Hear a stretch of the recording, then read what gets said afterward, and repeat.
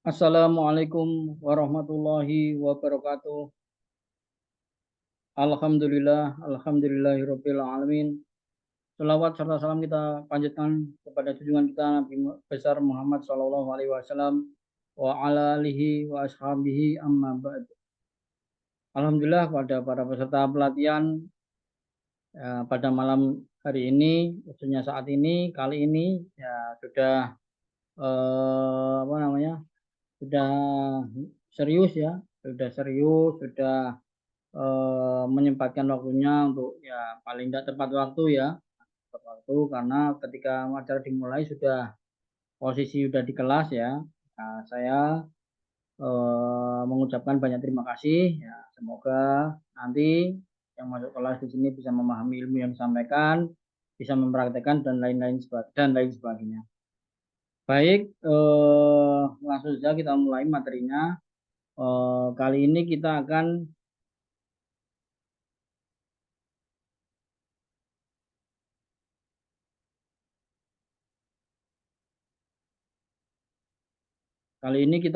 belajar mendiagnosa, pasien. Ya, sepertinya sih sepele ya mendiagnosa. Atau belajar menegakkan diagnosa. Menegakkan diagnosa itu bagaimana? Ya, di banyak orang yang selalu ngomong menegakkan diagnosa, kemana-mana menegakkan diagnosa. Padahal intinya itu tidak ngerti bagaimana cara menegakkan diagnosa itu. Nah, masih banyak yang tidak tahu, menurut saya seperti itu. Karena apa? Yang jelas ya menurut yang saya jelaskan di sini mendiagnosa berdasarkan ilmu TCM ya, tidak berdasarkan ilmu wangsit atau ilmu dari keturunan, ya, umpama seperti itu ya. Umpama ada nih semua beberapa peserta pelatihan di sini yang apa namanya? Dari leluhurnya sudah sebagai dilahirkan sebagai praktisi ya, dilahirkan sebagai pengobat tradisional ya, mungkin ya. Diajari bayi zaman dulu begini begitu ya, tentu di luar dari itu semua. Jadi menegakkan diagnosa itu sangat penting, itu awal daripada proses pengobatan yang dilakukan Shinsei atau dokter Cina zaman dahulu ya, menegakkan diagnosa dulu. Karena dengan menegakkan diagnosa yang tepat sehingga bisa memberikan praktek pengobatan yang benar, sehingga bisa memberikan resep pengobatan atau herbal yang benar. Karena kalau tidak dilakukan jadi ngawur nanti. Sedikit-sedikit dibekam, sedikit-sedikit dipasdu lah, mama seperti itu. Tanpa melakukan diagnosa. Nah, kemudian satu contohnya adalah ketika datang seorang pasien. Seorang pasien ini datang dengan kondisi yang lemah, kepalanya pusing, berat, ya, apa seperti itu. Nah, kemudian eh, tidak dilakukan diagnosa yang mendalam atau tidak menegakkan diagnosa ya. Bisanya apa? Ya bisanya bekam, bisanya fasdu ya, habis belajar bekam, belajar fasdu, kemudian dibekam di fasdu. Nah, tiba-tiba orangnya malah pingsan, lari ke IGD. Nah, ini contoh sederhananya. Ya. Nah, harusnya kalau menurut versi TCM ya, oh, orang ini lemah, orang ini dingin ya, harusnya dia apa kan dikasih minuman herbal penghangat tonik dulu. Baru dipijat, baru di terapi, baru dimoksa, umpama seperti itu. Itu akan lebih efektif dan sangat bermanfaat. Nah, seperti itu. Salah satunya seperti itu. Terlebih lagi sekarang ini lagi musim di grup-grup itu ya, di grup-grup entah Facebook, entah WA, banyak orang yang tidak tahu sudah belajar atau tidak sebagai praktisi selalu bertanya, kalau orang sakit kencing batu obatnya apa ya? Yang sana menjawab kumis kucing, yang di sana menjawab daun sendok, yang di sana menjawab apa namanya daun sukun dengan berbagai macam alasan tentunya seperti itu. Nah, dan dipraktekkan, nggak ada yang berhasil karena ya namanya ya tidak dilakukan diagnosa kan, nah, kita kan nggak tahu, asal aja. Dulu pernah punya pasien dikasih kemositing berhasil sembuh, Mama. Ya tentu berbeda karena di dalam TCM itu sakit yang sama belum tentu pengobatannya sama. Jadi sakitnya sama, pengobatannya bisa berbeda. Atau kebalikannya, sakitnya berbeda, pengobatannya bisa sama loh gitu loh. Nah, contohnya seperti itu. Di dalam TCM itu seperti itu. Baik, khususnya di dalam pelatihan Twina Dosen, ketika mengikuti uji kompetensi Sinse Twina, Sinse level 3 itu Sinse Twina, kemudian level ke atasnya itu Sinse level 4 adalah Sinse Herbal ya, Sinse Herbal, kemudian Sinse level 6 adalah Sinse Herbal dan akupunktur, akupunktur dan herbal. Nah, bagi peserta bagi peserta uji kompetensi mengisi daftar pemeriksaan pasien ini wajib, nah, diberi waktu 15 menit dan semua harus diisi. Kalau tidak diisi tidak dapat nilai. Nah, umpamanya seperti itu. Ya memang seperti itu prakteknya. Nah, jadi kita belajar boleh nanti ketika di setiap harinya di klinik dipraktekkan silakan. Nah, jadi yang namanya menegakkan diagnosa itu dia mengisi form pemeriksaan. Jadi memeriksa, melakukan 4 macam pemeriksaan. Nah, kemudian dituliskan di dalam form pemeriksaannya sehingga memiliki data yang banyak tentang pasien ini. Sehingga tahu petanya. Ini ibaratnya perang, kita sebagai jenderalnya tahu pakai formasi yang seperti apa kira-kira gitu loh. Formasi herbanya yang bagaimana, harusnya seperti itu sehingga eh, bisa tepat di dalam praktek pengobatannya ya kan. Sehingga tentunya ya kalau sudah seperti itu berdasarkan ilmu ya akan bermanfaat kepada orang lain ya toh, daripada tidak ngerti diagnosa asal dipijat ya kan, sudah dipijat di sana 3 kali enggak orang kaca, sudah di Tuina di sana 5 kali bahkan nggak ada kemajuannya, kan bisa saja terjadi seperti itu. Nah, oleh karena itu pentinglah belajar diagnosa. Harusnya diagnosa itu di depan, tapi ya namanya sambil jalan ya. Karena dulu kita mengenal pertama kali refleksi, kita kenal dunia pengobatan pertama kali bekam, umpama seperti itu ya, atau lintah pertama kali karena memang kelompoknya lingkungannya kenalannya sama teman-teman yang belajar lintah ya enggak apa-apa, tapi semakin lama membekali diri dengan ilmu-ilmu yang bermanfaat. Jadi menegakkan diagnosa itu adalah melakukan 4 macam pemeriksaan. Bagaimana melakukan 4 macam pemeriksaan itu? Nah, coba ya kita ke video dulu ya. Ini video yang saya ambil dari YouTube ya. Yang insya Allah bisa sebelum nanti kita ke materi ya, kita lihat video terlebih dahulu.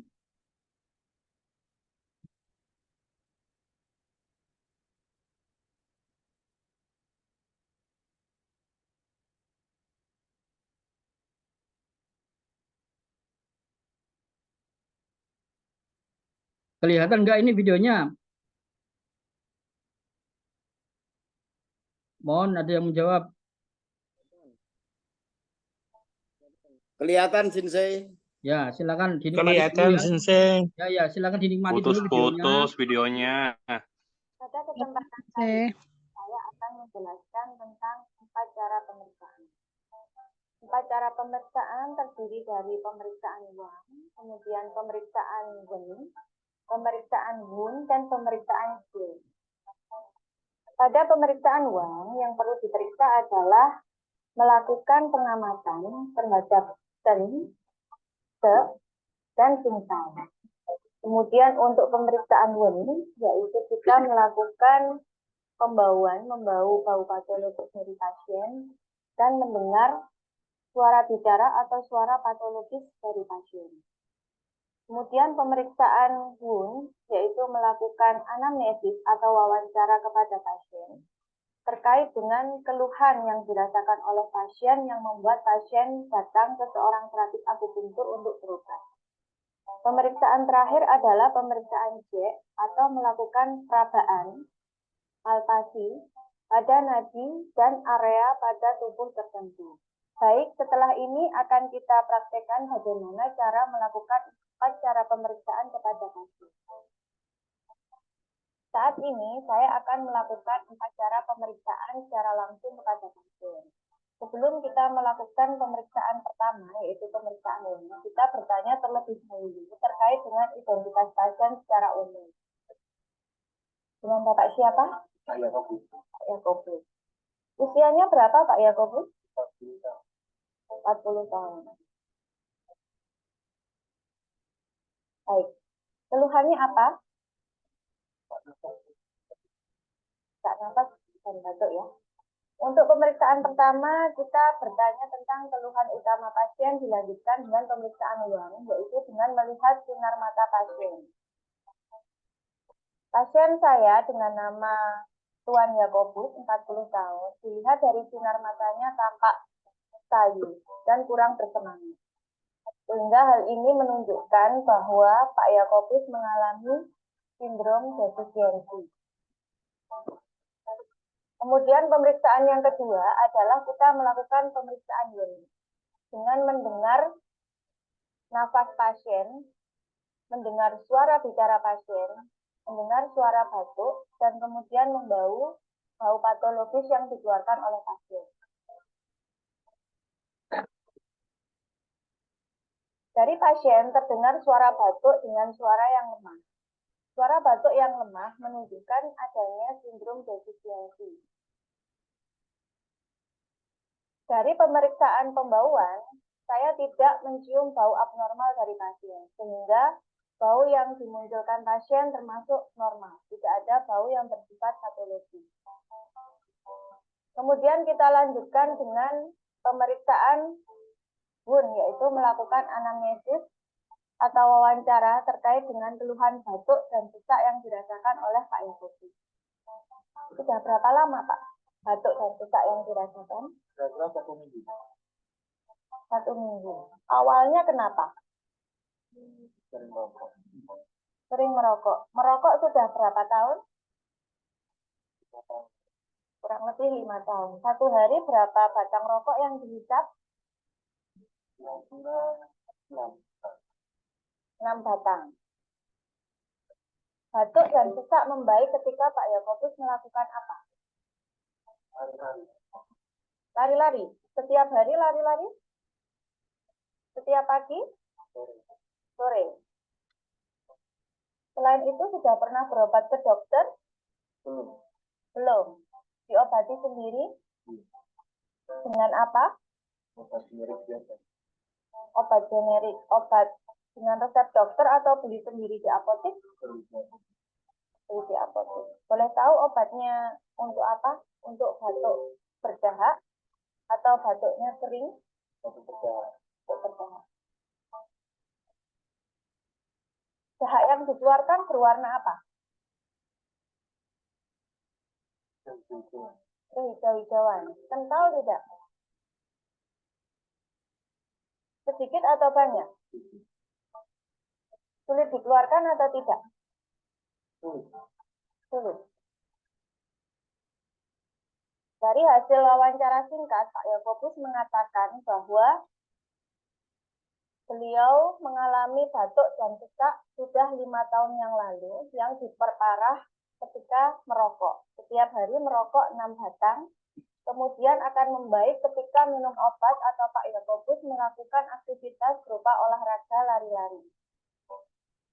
Dari hasil anamnesa lebih lanjut, diketahui bahwa Pak Yakobus mengeluarkan dahak atau sputum berwarna kehijau-hijauan kental, jumlahnya sedikit dan sulit dikeluarkan. Hal ini secara teori akupunktur menyatakan bahwa di dalam tubuh Pak Yakobus terdapat patogen lembab. Patogen lembab ini bisa muncul akibat defisiensi dari organ limpa.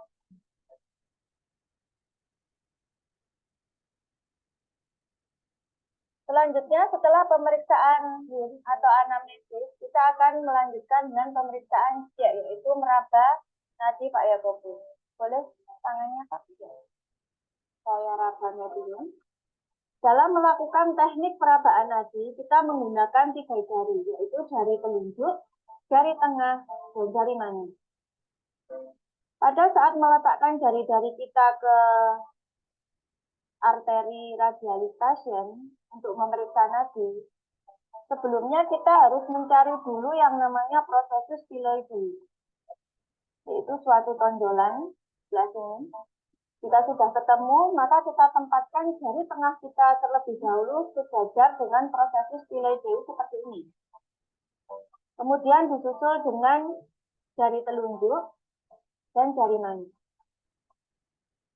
Jari telunjuk untuk memeriksa nadi tun, jari tengah untuk nadi kuan, dan jari manis untuk nadi cik.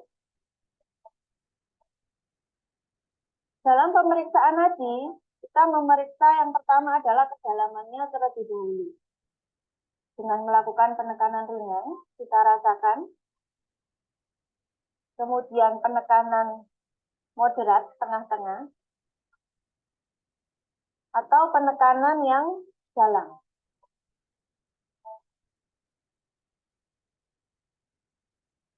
Ternyata dari hasil pemeriksaan nadi Pak Yakobus, saya merasakan kedalamannya berada di nadi dalam. Nadi dalam ilmu akupunktur menunjukkan adanya sindrom internal atau sindrom dalam. Kemudian setelah kedalaman, kita akan mengecek kekuatan dari nadi. Kekuatan nadi dicek dengan kita melakukan penekanan yang sama, yaitu penekanan ringan, moderat, dan dalam. Dari hasil pemeriksaan nadi Pak Yakobus, saya dapatkan nadi Pak Yakobus ini kekuatannya lemah. Nadi yang lemah menunjukkan adanya sindrom defisiensi. Kemudian setelah kita meraba untuk mencari kekuatan nadi, selanjutnya adalah kecepatan dari nadi Pak Yakobus.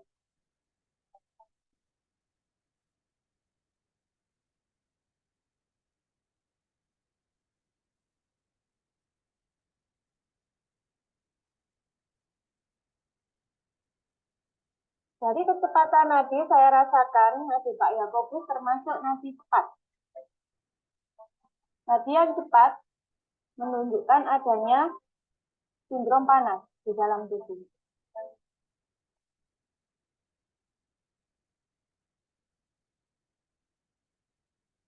Selain itu, kita juga bisa mendeteksi bentuk abnormal nadi.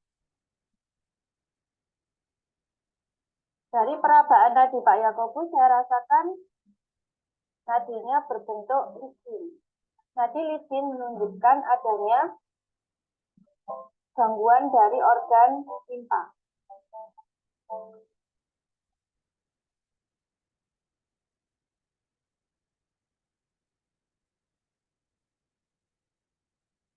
Karena keluhan yang dirasakan adalah batuk dan sesak, hal ini terkait erat dengan fungsi dari organ paru-paru. Untuk mendeteksi fungsi dari organ paru-paru, dapat kita ketahui dengan nadi tun. Untuk meraba nadi tun, kita lepaskan dulu nadi kuan dan cik. Nadi tun sebelah kanan itu menunjukkan fungsi dari organ paru-paru masih berfungsi dengan baik ataukah sudah melemah. Dari pemeriksaan nadi Pak Yakobus didapatkan nadi dari organ paru-parunya. Terima kasih Pak. Dari 4 cara pemeriksaan yang sudah kita lakukan tadi dapat disimpulkan atau dapat ditarik sebuah diagnosa akupunktur bahwa batuk dan sesak yang dialami oleh Pak Yakobus itu bisa disebabkan oleh gangguan dari fungsi organ limpa dan paru-paru. Untuk sindromnya bisa kita tarik kesimpulan sindromnya adalah sindrom defisiensi paru-paru dan limpa. Hal ini juga bisa kita lakukan dengan pemeriksaan lidah pasien, yaitu Pak Yakobus bisa menjulurkan lidahnya. Dari lidah Pak Yakobus ini tampak gemuk, ototnya gemuk, kemudian ada tapak giginya, di kanan kiri ada berwarna keunguan, dan pergerakannya tremor. Otot lidah yang gemuk juga menunjukkan adanya gangguan pada organ limpa. Jika organ limpa terganggu, fungsi transportasi dan transformasi dari organ limpa tersebut sehingga akan menimbulkan retensi cairan di dalam tubuh. Retensi cairan yang dibiarkan terlalu lama akan berubah menjadi patogen lembab. Kemudian adanya warna keunguan di tepi kanan kiri lidah itu menunjukkan adanya gangguan di organ hati dan kandung empedu. Hal ini menunjukkan bahwa ada peredaran qi dan darah yang tidak lancar. Kemudian, warna selaput lidahnya adalah putih tebal. Putih tebal juga menandakan waktu batuk dan sesak yang dirasakan oleh Pak Yakobus sudah lama. Warna tebal menunjukkan adanya patogen lembab. Pergerakan qi dan darah yang tidak lancar juga akan mempengaruhi dari fungsi paru-paru dalam dispersing dan descending, sehingga dapat mengganggu aliran qi paru-paru yang menyebabkan harusnya turun ke bawah menjadi naik ke atas, sehingga menyebabkan Pak Yakobus mengalami batuk dan sesak. Demikian 4 cara pemeriksaan yang saya lakukan langsung kepada pasien dengan keluhan batuk dan sesak nadi. Demikianlah praktek 4 cara pemeriksaan yang telah saya lakukan. Semoga bermanfaat bagi seluruh mahasiswa jurusan akupunktur Poltekkes Surakarta.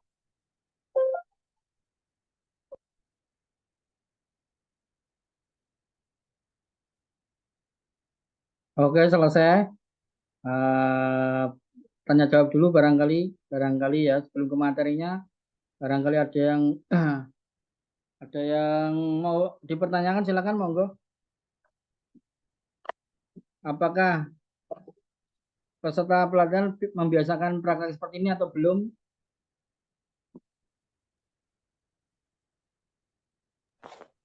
Belum, Sensei. Ya, mau bertanya silakan Bu. Jadi sambil nulis ya, barangkali mau dipertanyakan ya, saya coba terangkan. Dalam TCM itu praktek klinis melakukan pemeriksaan diagnosa itu yang digunakan ilmunya hanya 2 ya, lidah dan nadi. Sedangkan di luaran ada belajar diagnosa abdomen, diagnosa wajah, diagnosa macam-macam, rambut, kuku dan segala macamnya ya. Itu hanya untuk apa namanya, untuk bumbu-bumbu saja ya. Tapi prakteknya lidah dan nadi itu cukup. Dan nadi pun saya kira susah. Saya sendiri jarang menggunakan nadi. Maksudnya menggunakan itu belum bisa mempraktekkan dan memahami secara betul-betul ya.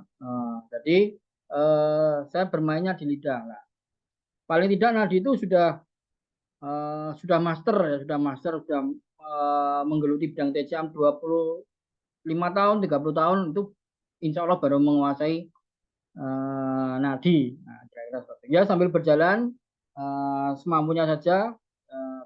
Kalau saya menggunakan lidah seperti itu. Silakan sebelum waktunya habis nanti seperti biasa, karena saya nggak bisa pakai Zoom Pro ini, nanti kalau tiba-tiba keluar atau mati bisa masuk ke link yang sudah di share di grup ya, masuk lagi silakan.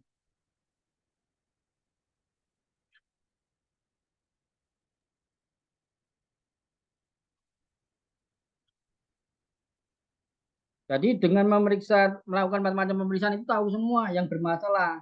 Nah, gitu kan. Tadi kan keluhannya batuk. Nah, kalau kita paling dikasih daun sirih, mama seperti itu. Dikasih kayu manis, akar manis, mama seperti itu. Nah, itu tidak semudah itu. Karena apa? Ternyata dari dilihat nadinya, dilihat lidahnya, oh ada sindrom lembab, ada patogen lembab, ada kelemahan limpa lambung, ada stagnasi darah di liver, ya kan? Jadi itulah holistik ya. Jadi tidak bisa memberikan resep obat yang tanpa diagnosa. Nah, itu bahaya ya. Kalau saya tidak mau, bukan saya tidak mau berbagi, karena harus dilakukan dengan hati-hati, ya kan? Harus dilakukan dengan berdasarkan diagnosa, tidak bisa stroke minumnya anggung. Nah, anggung itu obatnya berjuta-juta harganya. Orang yang tidak punya duit berharap sudah mengeluarkan jual sapi ini untuk beli anggung ya. 2 juta atau 3 juta, 2-3 kali beli sudah cukup bisa sembuh. Ternyata nggak sembuh karena stroke-nya tidak sindromnya tidak sesuai dengan yang diformulakan seperti pada angkung. Nah, itu kira-kira seperti itulah ya. Nah, kalau ternyata kita bisa tahu saja dengan minum air jamu kunir sembuh, kan kira-kira seperti itu.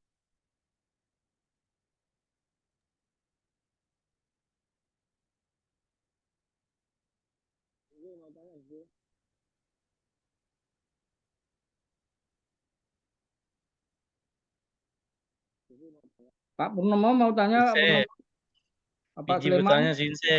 Iya. Ya, ya silakan, Pak Akif, Pak Akif. Mau tanya Sinse, kalau ciri-ciri lidah yang normal itu warnanya seperti apa ya Sinse ya? Kadang kan lidah itu ada yang putih, agak tebal, merah. Ya, Iya Pak, gitu. yang normal sehat itu warnanya pink, Pak.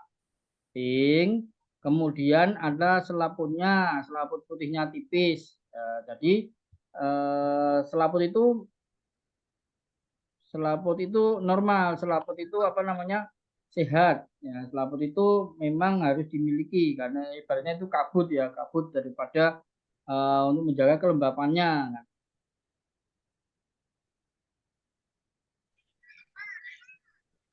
Baik Pak Sinse, terima Ya, kasih. ya. Nah, nanti kalau masih minat ikut belajar lidah, itu kan saya nanti Desember ada kelas lidah, diagnosa lidah, Pak. Silakan kalau mau menekuni, monggo silakan. Ya, Sinse, kalau lidah itu sariawan ya, putih-putih kalau sakit, itu biasanya menandakan ke organ apa ya Pak Sinse? Ada patogen panas, Pak ya.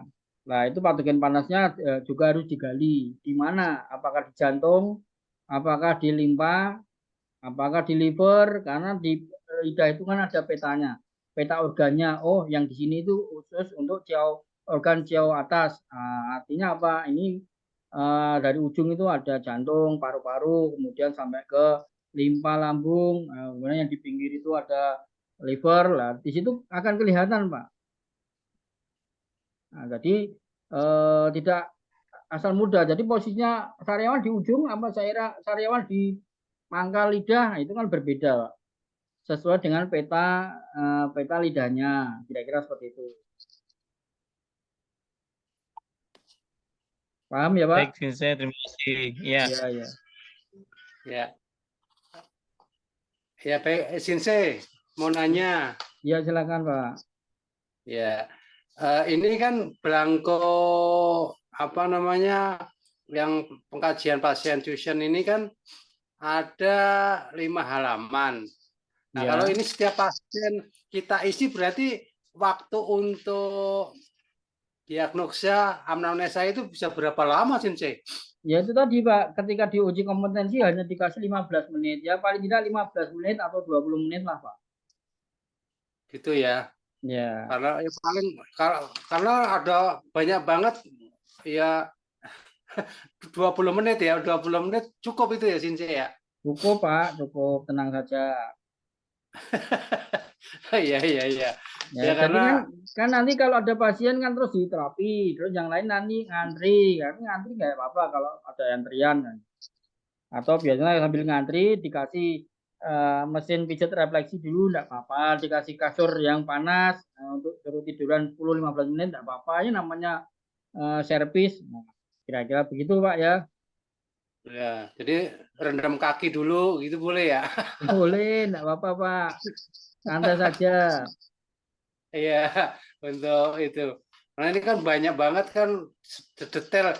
Ini kalau pasien yang baru datang sama pasien yang datang berikutnya itu ya.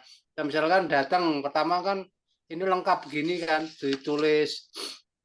Datang berikutnya itu juga tetap diisi tanya detail lagi itu atau yang seperlunya aja sih? Oh, sama Pak. Prakteknya sama.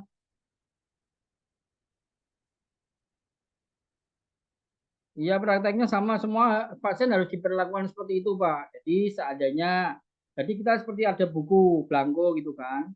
Nah, nanti umpama 3 bulan lagi pasiennya datang dengan apa namanya, dengan gejala yang sama. Tentu kita bisa melihat, oh 3 bulan yang lalu begini rekam rekam rekam medisnya, pengobatannya rekam pengobatan begini. Sekarang kok datang lagi sama, nah, berarti nanti ada yang salah, entah melanggar pantangan makanan, entah melanggar saran-saran yang diberikan pengobat, atau memang kebiasaan-kebiasaan buruk yang sudah disarankan untuk ditinggalkan tidak mau meninggalkan. Suatu contoh tadi batuk, sakit paru-paru, ya harusnya nanti diberi saran jangan merokok dulu ya Pak, atau tidak berhenti merokok, ya berhenti tapi pas sehat merokok lagi, nah gitu kira-kira. Nah, tapi kalau dengan obat dengan gangguan keluhan yang berbeda, tentu kita lebih tahu. Oh, dulu 3 bulan yang lalu berobatnya begini, sekarang kita pakai cara lain, obat lain, formulasi lain, teknik lain, pengobatan lain, itu metode lain kan gitu Pak. Jadi seperti kayak dokter di puskesmas itu ada rekam mediknya gitu loh Pak.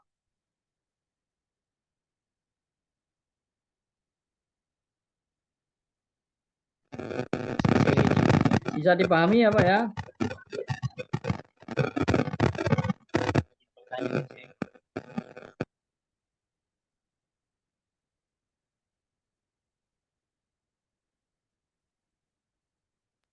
Izin bertanya, Sensei. Ya, ya. Silakan Pak Alif. Ya, saya Pak Alif, Sensei. Ya. Ini Sensei di halaman kedua, ini ada pengamatan, Sensei. Ini ada posisi duduk, posisi berdiri, posisi berjalan, itu mohon penjelasan. Ya, monggo Pak Alif, dilanjutkan Pak. Oke. Terima kasih, Sensei. Ini mengenai diagnosa pasien dari pengamatan, Sensei. Ya, Itu kan ada betul. posisi duduk, berdiri, dan sebagainya. Itu mohon penjelasannya, Sensei. Apa Ya. hubungannya dengan penyakit pasien? Ya. Kemudian satu lagi, Sensei, boleh? Ya, silakan Pak. Mengenai selaput lidah, Sensei, kalau yang mengelupas itu maksudnya seperti apa, Sensei? Lidah mengelupas. Ya, itu sebenarnya ya saya jawab yang pertama dulu ya Pak ya. Halo? Iya, Sensei. Ya. Oke Pak, pengamatan ketika berjalan duduk ya itu sebenarnya nanti akan dijelaskan detail di cara pengisian lembar pemeriksaan Pak. Tapi berhubung didahului pertanyaan, saya jawab dulu. Jadi kenapa harus diamati Pak? Kan begini, kadang-kala ya Pak, orang tadi kan batuk, ternyata jalannya tuh bungkuk gini Pak. Nah, itu kan ketika membungkuk, itu kan waktu di intro sudah dijelaskan itu, membungkuk tulang itu tidak benar itu akan mengganggu organ. Sehingga ya itu tadi, batuknya nggak sembuh-sembuh karena kebiasaan tiap harinya orangnya bungkuk. Seperti itu kira-kira. Duduk ya umpama kita duduk tegak begini, tapi orang itu kan ada Pak yang biasa duduknya begini lah. Mas selama sakit hubung organ paru atau jantung diobati terus nggak sembuh-sembuh kalau kebiasaan-kebiasaan itu tidak dibenarkan, dibetulkan gitu loh Pak. Jadi nanti ada sarannya Bapak, saya lihat jalan duduknya membungkuk. Jadi Bapak paling tidak harus beri body protector, apa itu semacam kayak yang membuat rompi itu yang membuat tulang tegak. Supaya apa? Supaya organ itu kokoh berdiri, nah, gitu loh Pak. Sehingga fungsinya fungsi organ bisa berjalan dengan baik atau organ bisa berfungsi dengan baik. Tapi kalau Bapak sendiri membungkuk, ya kan, kemudian itu akan mengganggu posisi daripada paru-paru itu sendiri. Umpama ini kan paru ya, ini paru ini rongga dada kita. Nah, kalau biasanya membungkuk gini, ini tulang lah, ini tulang belakang. Biasanya membungkuk gini kan, ini kan terdesak ini paru-parunya. Secara anatominya seperti itu. Nah, jadi nanti disarankan biasakan berdiri dengan tegak. Kita terapi nanti, tapi kalau sudah diterapi Bapak harus berdirinya tegak ya. Mama seperti itu. Jadi itu ada hubungannya, Pak. Nah, kalau tidak bisa tegak, belikan dulu penyangga tulang belakang. Nah, itu, Pak. Nah, bisa paham ya, Pak ya? Kemudian yang nomor 2 Bisa tadi. Sensei. Yang nomor 2 apa ya tadi ya? Lidah mengelupas Sensei. Oh ya, Maksudnya lidah seperti apa mengelupas dan itu komunikasi lidah mengelupas itu kalau di dalam TCM disebutnya yinsu atau kelemahan defisiensi yin, Pak. Nah, apa itu? Ya nanti sebenarnya defisiensi yin itu sudah beberapa dijelaskan di buku materi dasar Shinsei. Tadi defisiensi yin. Obatnya harusnya bagaimana di tonik yin. Tonik yin itu apa? Banyak ya, kurma, daun kelor, susu. Nah, itu tonik yin. Nah, tonik yang apa? Jahe, ginseng atau banyak lah ya. Purwoceng.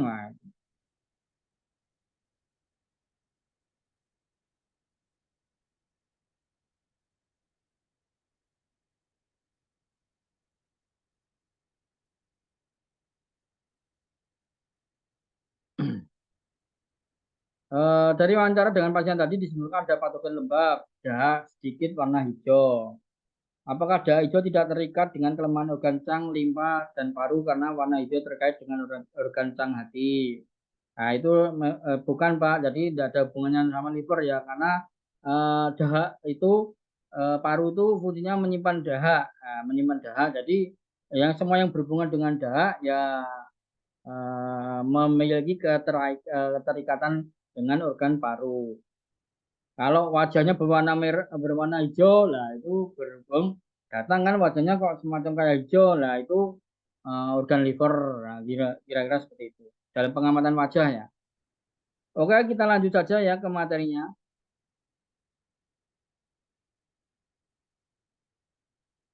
Oke, siap ya.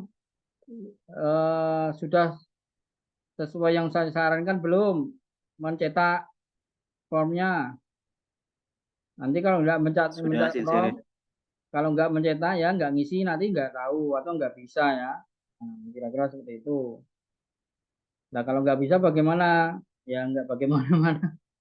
Terserah, nggak masalah.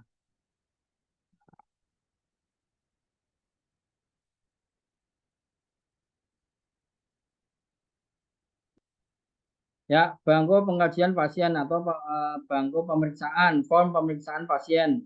Dusen, karena ini formnya uji kompetensi Dusen ya. Nah, ini kalau uji kompetensi Dusen diisi nih. Identitas pemeriksa atau terapisnya diisi nama peserta, siapa. Nomor peserta sekian, nanti dapat nomornya ya.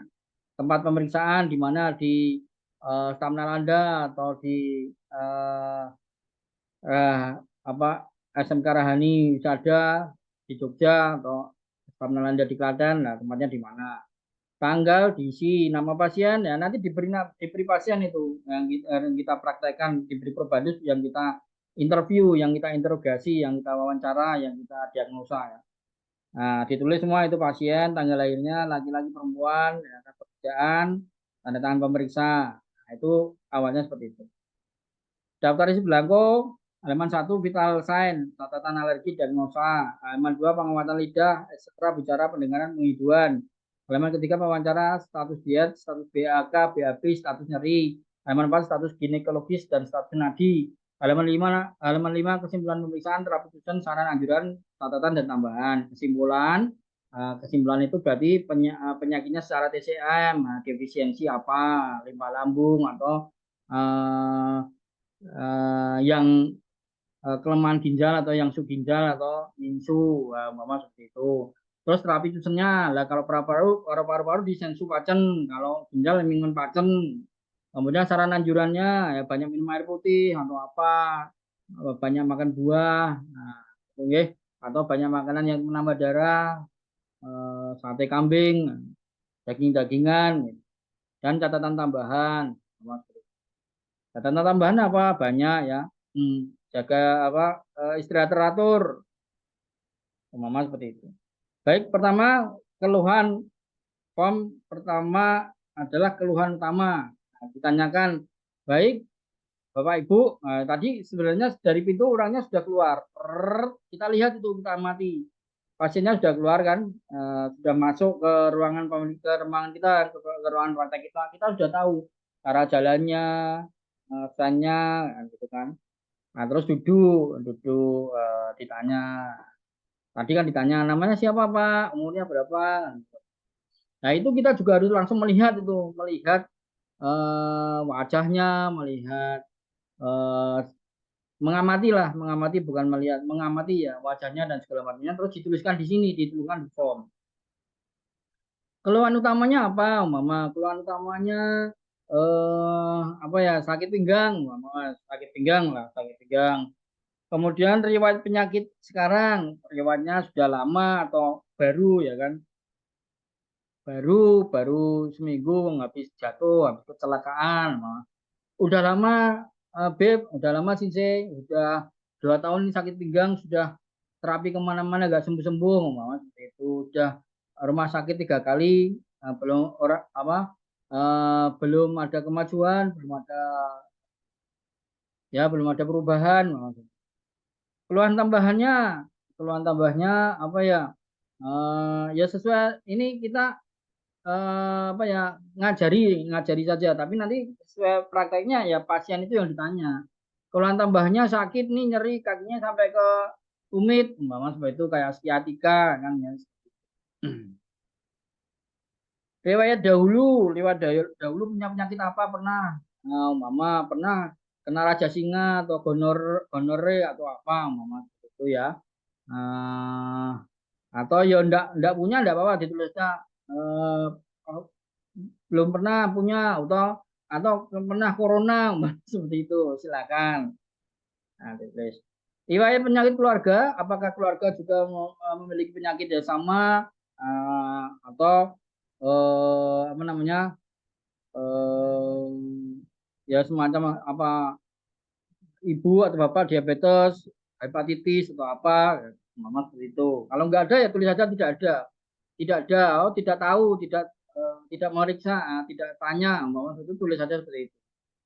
Riwayat terapi atau obat-obatan yang dikonsumsi, apakah mengkonsumsi atau terapi obat-obatan dari dokter, mama anti nyeri itu paracetamol, itu atau amoxilin, mama seperti itu ya. Saya tidak hafal, ini hanya kalau tidak ada ya tidak, tulis tidak ada gitu.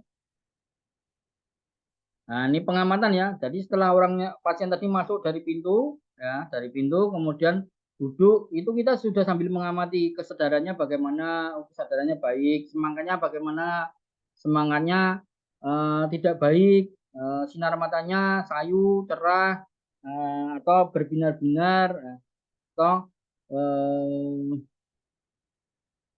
ini yang berhubungan kesehatan loh ya. Nah, kalau pasiennya cantik nanti sinar matanya aduhai, wah ini bahaya ini. Sinar matanya belalak-belalak, nah, enggak ya. Jadi berhubungan dengan kesehatan. Sinar matanya sayu atau apa itu bersinar, sinar mata. Ya kalau orang sakit ya, kalau sudah semangatnya turun, kesadaran itu kan kadang tidak sadar, ditanya itu sudah tidak bisa jawab. Nah, kesadaran menurun, jelek atau apa.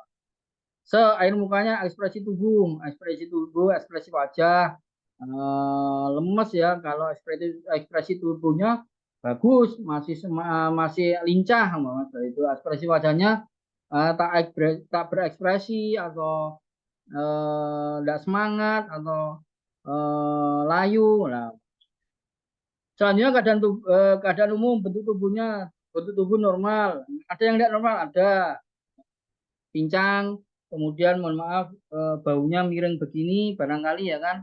Nah, itu ditulis saja. Nah, kemudian tinggi berat badan kalau diukur ya ditanya aja, kalau tidak diukur ditanya. Ditanya tinggi badannya berapa Pak? 160.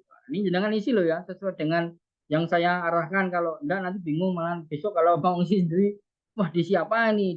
Di siapa ini? Nanti kalau besok tanya ke saya Japri di siapa? Tak suruh bayar loh. Nah, jadi seperti itu caranya ya. Nah, berat badannya ditulis 60 kilo. Posisi duduknya normal, tegak. Ya. Posisi berdiri tegak, ada yang tidak tegak, ada yang bungkuk, ada yang kalau nenek-nenek, kakek-kakek yang sudah tua itu apa namanya? Ya itu yang membungkuk itu ya. Posisi berjalan normal, ada yang tidak normal, pincang. Ya. Nah, karena apa?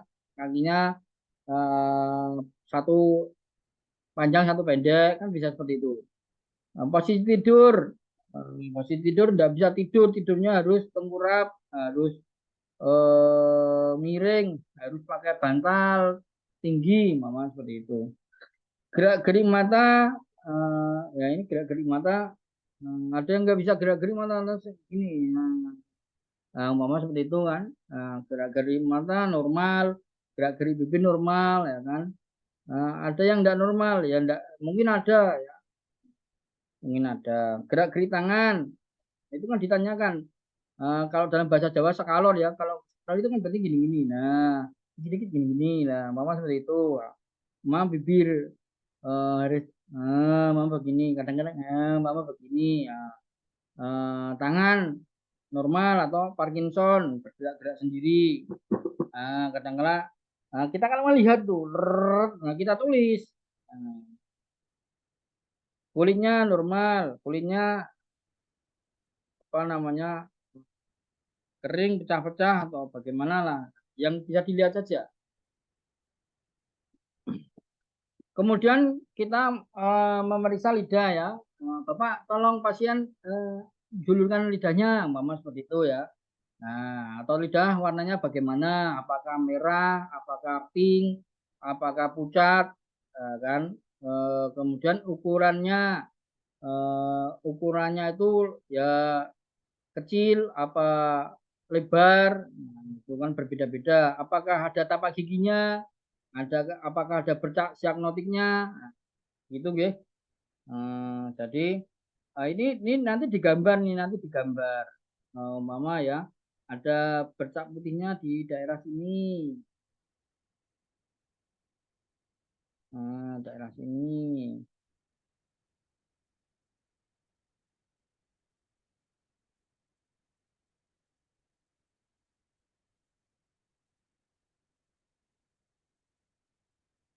Bercak ya ini ya gambarnya ya. Itu. Apakah ada tapak giginya, Mama? Ini digambar gini, tapak gigi.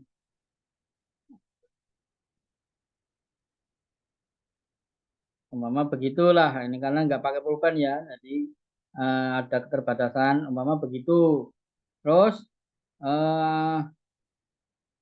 ada yang mengelupas di bagian mana mengelupasnya di bagian pangkal, umpama ini beberapa mengelupas, laputnya itu mengelupas lapisannya. Atau di daerah kalau daerah tengah, daerah pangkal ini berarti ya daerah cio bawah atau ginjal dan area ginjal, area usus besar dan segala macam. Kemudian selaput lidah warnanya apa? Kuning atau putih. Nah, kalau putih itu normal, tapi kalau tebal itu putih tebal, warna putih. Kemudian kalau kuning itu berarti ada patogen panas. Kalau hitam, ya kebiruan atau gelap atau hitam, nah itu ada stagnasi, ada sumbatan. Nah, biasanya pasien yang kanker tumor itu lidahnya berwarna gelap atau kebiruan. Sapu lidahnya tebal apa tipis? Permukaannya permukaannya apa namanya, rata apa ada yang cekung? Cekungnya di daerah mana, umpama di daerah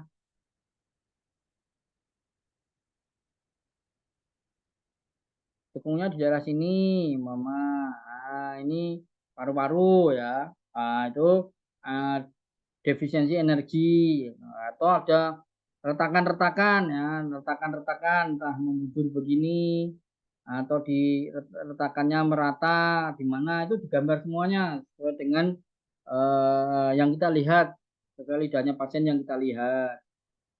Kemudian permukaan mengelupas ya, sudah saya terangkan tadi mengelupas. Nah, itu tadi ilmu ini tidak dijelaskan di materi tusen. Nah, cuman kalau mau mempraktekkan ya, kalau belum tahu ilmunya ya belajar diagnosa lidah, boleh beli buku membaca sendiri, boleh ikut kelas pelatihan saya juga boleh. Tapi kalau tidak mau mempraktekkan praktek klinisnya, tidak mau repot-repot ngisi-ngisi kayak gini, ya silakan, enggak apa-apa. Toh hak asasi peserta pelatihan semuanya, hak asasi terapis ya. Jadi terapisnya mau profesional atau tidak, monggo silakan. Saya hapus. Selanjutnya adalah eksetra, keringat, mata, hidung, telinga, mulut. Ya. Adakah kelainan-kelainan perihal keringat, mata, hidung, telinga, mulut? Ada enggak? Kalau ada ditulis ya, keringat. Banyak keringat, mama begitu ya, banyak keringat. Terus mata, ini matanya belek, apa? Banyak kotorannya, belek atau apa ya? Keluar air mata terus. Nah, hidung itu ya apa, ingusan ya kan. Telinga sama ada kotorannya, itu apa namanya, ya kayak cairan kental itu loh. Kalau dalam bahasa Jawa dulu seingat saya kopon ya, kopo atau kopon. Nah, enggak tahu bahasa Indonesianya apa ya. Eh, ya intinya seperti itulah ya. Nah, itu kan secara fisiknya seperti itu. Mulut ya, mulut apakah eh, penuh dengan sariawan atau kering pecah-pecah, nah, umpama begitu, itu ditulis semua ya. Nah, ditulis semua.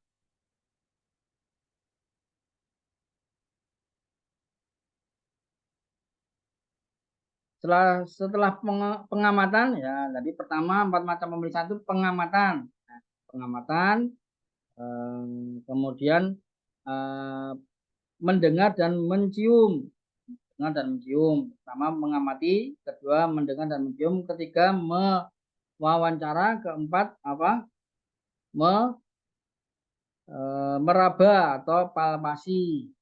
Jadi tadi sudah mengamati ya, sudah mengamati wajah, tubuh, bahkan lidah. Nah, itu diamati semua ya. Ditulis, datanya itu ditulis lengkap.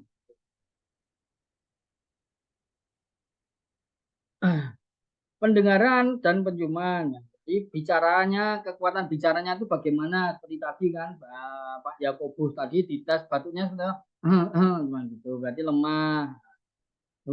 Berbeda dengan orang yang ngomongnya juga kenceng.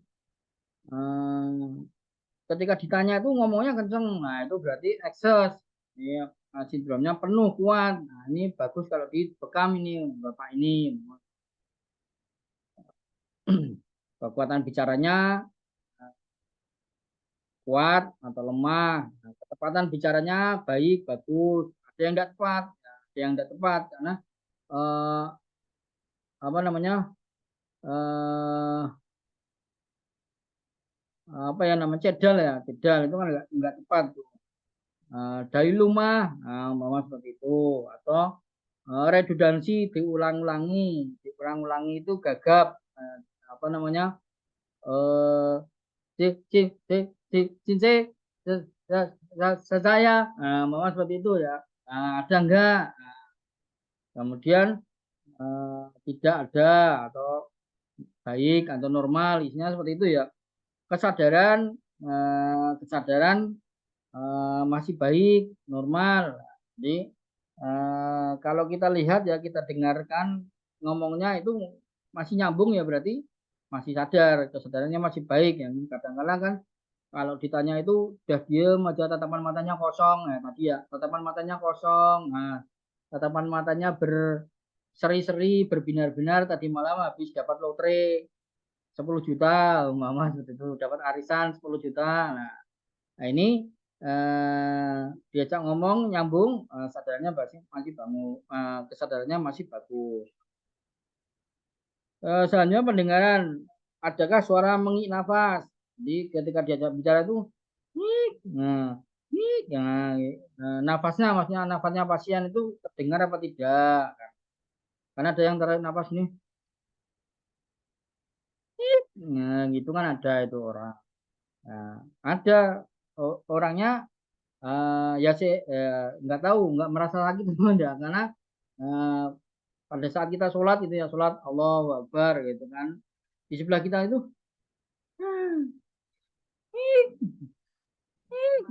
mama seperti itu terdengar ya kan.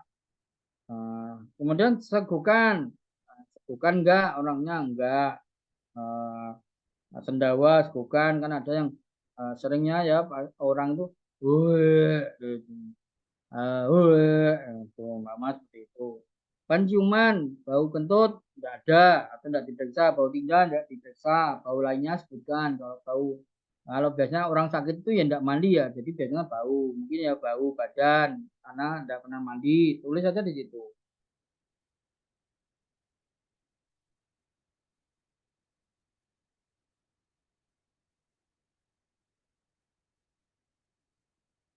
Setelah dilakukan pengamatan, 4 macam pemeriksaan itu adalah pertama pengamatan, kedua mendengar dan mengamati, ya pengamatan atau mengamati, yang kedua pendengaran dan penciuman atau mendengar dan mencium, selanjutnya adalah wawancara, diwawancarai atau diinterogasi. Kesukaan suhu ruangan, orang itu kan berbeda-beda, ada yang suka dingin, ada yang senang AC ya kan, senang AC, ada yang senang hangat. Nah, itu berarti itu kondisi tubuhnya yang benar, yang tidak bisa kita ditipu. Kalau suka dingin tentunya badannya kondisinya panas ya, atau memang ruangan iklim lagi panas, pasti suka dingin. Keseimbangannya memang seperti itu, jadi secara alamiah seperti itu.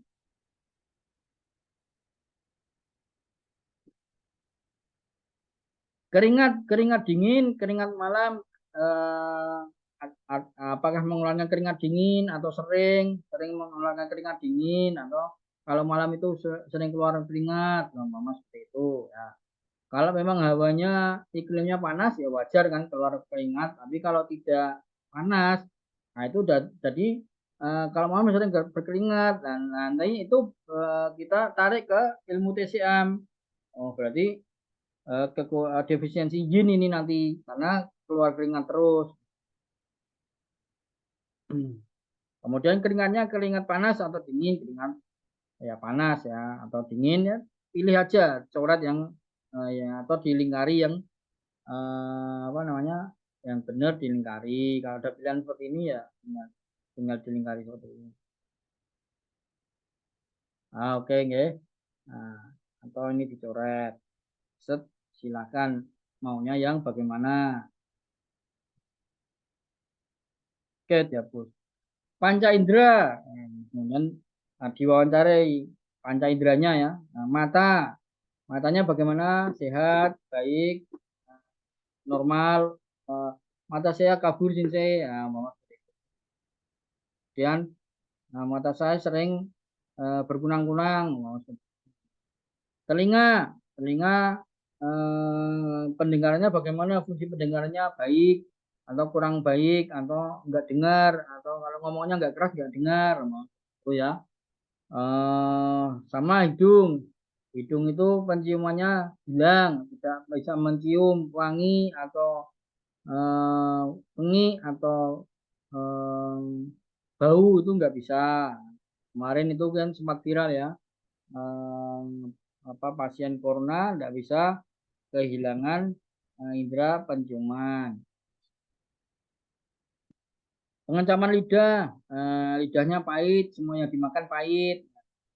Sensasi sentuhan, sama dengan sentuhan itu sensasinya seperti apa?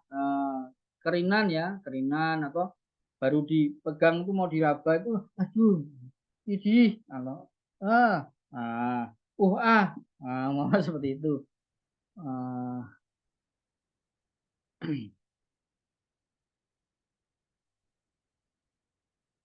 Nah itu ditulis semua ya, ditulis semua. Nah nanti akan mengerucut jadi satu.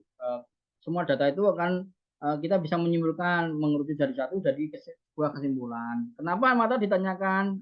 Karena semua panca indera ini ada hubungan dengan organ, mata dengan liver. Nah, seandainya kurang bagus dengan fungsi matanya, atau matanya kabur, atau bagaimana, atau atau mungkin kemungkinan ada gangguan atau bermasalah dengan liver. Telinga, nah telinga itu dengan ginjal, organ ginjal. Nah, hidung itu dengan paru-paru, mulut dengan lidah dengan apa namanya limpa, lambung. Nah, jadi nanti akan membantu kita untuk menyimpulkan sesuatu hal yang benar ketika menegakkan diagnosa. Sepele tapi itu ditanyakan. Tidur, ya tidur, tidur apa tidur? Tidur ya tidurnya tidak bisa tidur atau tidurnya susah atau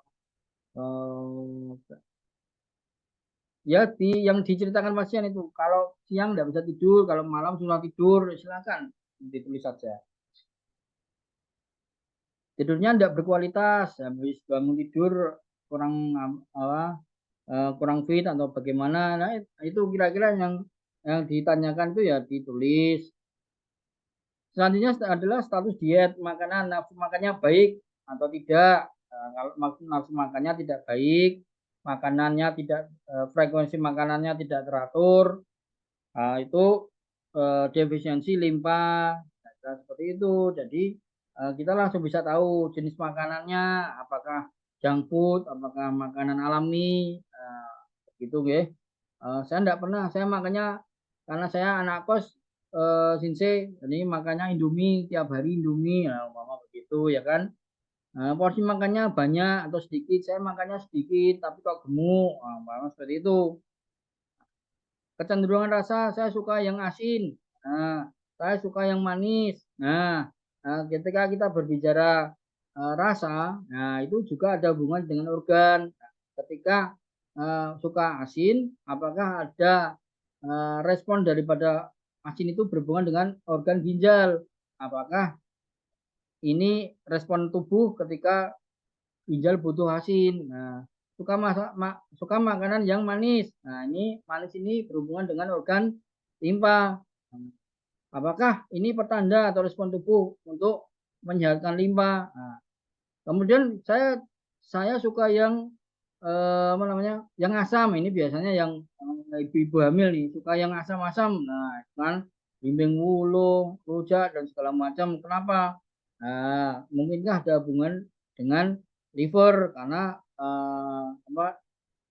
rasa asam itu identik dengan organ liver. Nah, rasa pahit berhubungan dengan organ jantung.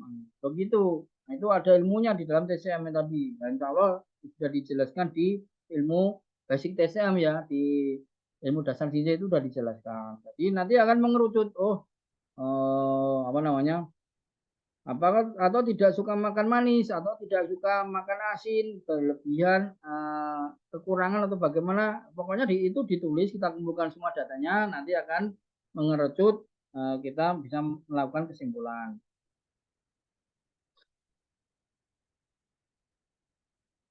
Selanjutnya adalah minuman, makanan panas dan dingin. Suka yang panas sama yang dingin? Saya suka yang panas. Kalau panas itu enak, semangat, hangat.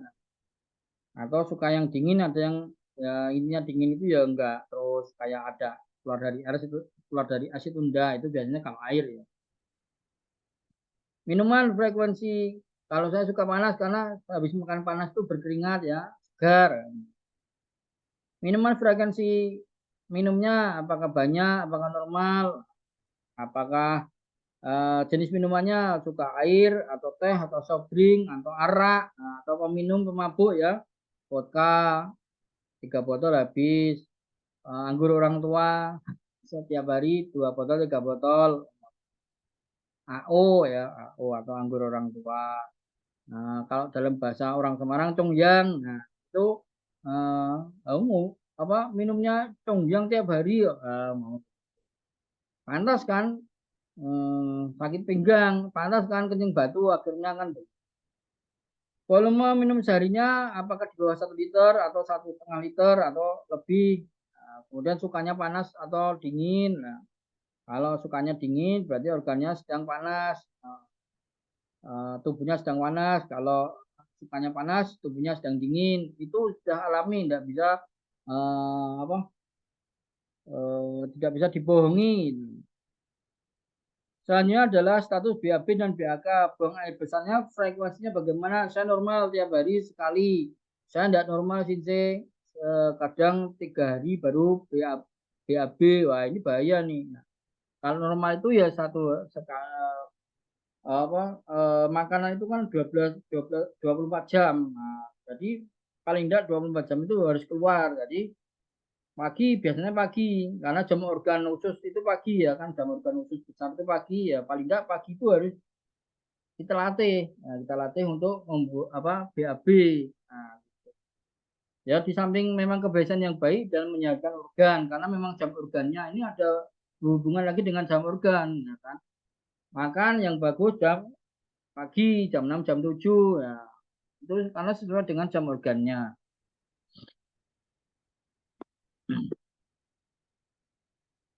Selanjutnya konsistensi bentuknya apakah encer, diare, apakah apa namanya perintil-perintil kayak kambing, kayak tai kambing, nah umpama seperti itu ya. Ada darahnya apa tidak? Nanya apa BAB-nya itu ya. Kalau yang normal kan kuning ya kan. BAB-nya saya ada darahnya, BAB-nya hijau, umpama begitu. Wah, kenapa ini kok hijau hitam? Mengejan atau tidak? Ya, kalau mengejan tidak berarti normal. Kalau mengejan berarti ada banyak faktor ya, entah ususnya panas, entah kekurangan cairan, jadi pembelit susah keluar maksudnya. Nah, kalau bentuk itu yang normal, yang sehat, limpa lambungnya sama ususnya itu bentuknya yang lonjong, kayak makanan lontong itu apa keluarnya panjang gitu, nah itu yang sehat. Yang tidak sehat ya ada yang ceplok, jatuhnya di air itu. Nah, selanjutnya adalah buang air kecil. Buang air kecil frekuensinya bagaimana? Apakah sering? Apakah setiap 3 jam pasti kencing? Nah, umpama begitu deh. Kalau sering kencing itu kan pasien-pasien yang gula darahnya tinggi ya, diabetes itu kan sering kencing itu, sering kencing. Jumlahnya jarang pipis, saya kencingnya sedikit, umpama seperti itu. Warnanya apakah putih, apakah kuning? Ya, kalau putih normal, kalau kuning panas, apakah berbuih, apakah ada darahnya? Nah, seperti itu ya. Apakah ada nanahnya? Loh, ada nanahnya, ada. Nah, putih ternyata campur nama. Nah, berarti ada infeksi saluran kencing, ISK atau ada peradangan. Nah,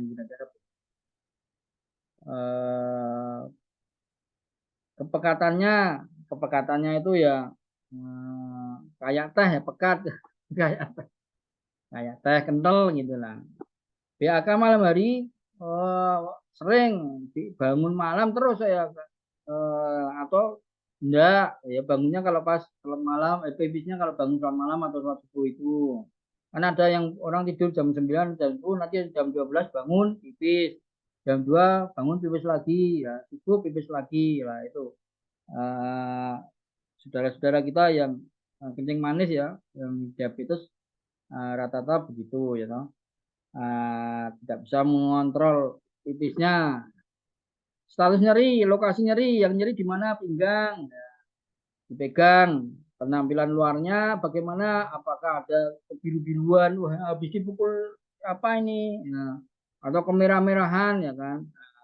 Itu kalau kemerahan berarti ada panas, ada infeksi, ada peradangan. Kalau ada biru-biru berarti ada stagnasi, ya, habis dipukul ya atau bagaimana atau namanya jatuh kan kita tidak tahu.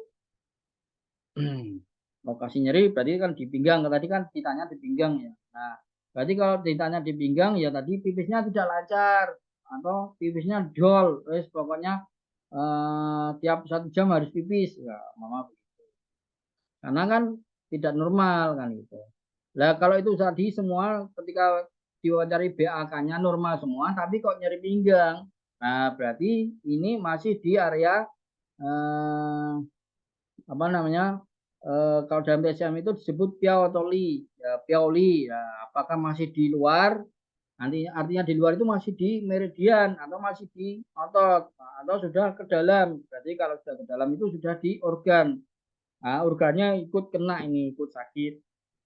Sehingga pipisnya tidak normal, sehingga tidak bisa menahan pipis atau ngompol dan lain sebagainya. Oke, bentar lagi kita keluar ya. Nah, seperti biasa kita nanti masuk lagi ke link yang sudah disediakan bagi yang menginginkan sampai selesai. Ini tentunya seperti itu.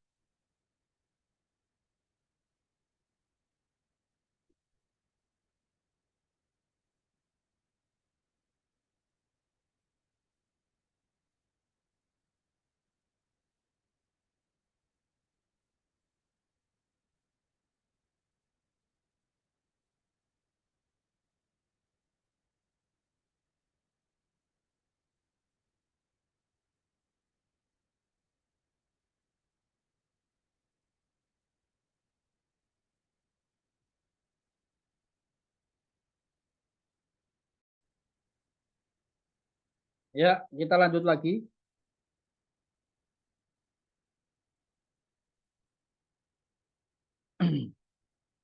Jadi kita melihat status nyerinya, lokasi nyerinya itu di mana kan tadi berarti di pinggang ya, di pinggang.